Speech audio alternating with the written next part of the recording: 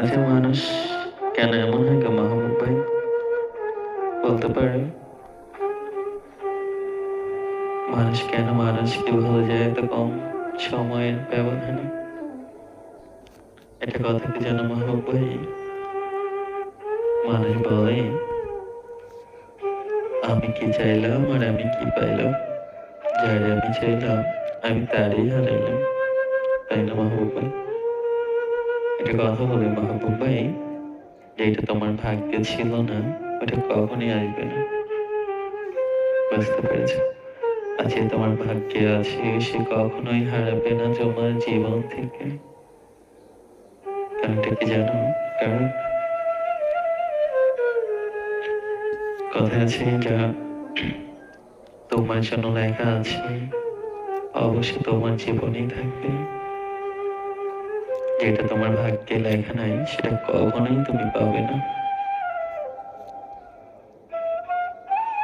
তুমি তো বলতো তোমার কাহিনীটা, যে মাহবুব ভাই, যে তুমি রিয়া নামে একটা মানুষকে ভালোবাসতে একটা সময়।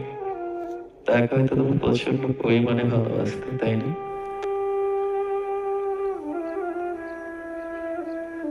একটা কথা কি জানো? আমরা যাকে চাই তাকে হয়তো কখনোই পাই না। হ্যাঁ, কিছু সংখ্যক মানুষ তার ভালোবাসার মানুষকে পেয়ে যায়, আর কিছু সংখ্যক মানুষ তার ভালোবাসার মানুষকে হারিয়ে ফেলে। যে একটা কথা বলেছিলাম না, মানুষ জীবনে যাই চায়, আল্লাহ প্রথমত জানে যে যার কাছে যেটা দরকার তার কাছে ওটা অবশ্যই আল্লাহ দেবে, তাই না? একটা কথাই আছে, শূন্য জীবন শূন্য থাকুক, তবুও না জীবনে ভুল মানুষ না আসুক। কথাটা কেন বলা হয়েছে জানো? যে জীবনে যদি ভুল মানুষ আসে, তাহলে হয়তো জীবনটা জীবন থাকে না, তাই না? কখনোই থাকে না।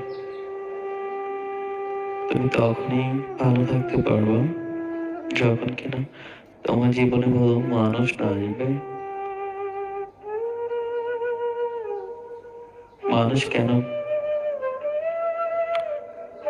কিছু সময় আসে, মানুষ যে সময় পাস করার জন্য তারা জীবনে, আর কিছু সময় আসে মানুষ তার ভালোবাসার মানুষ নিজের লাইফে জড়িয়ে নিতে।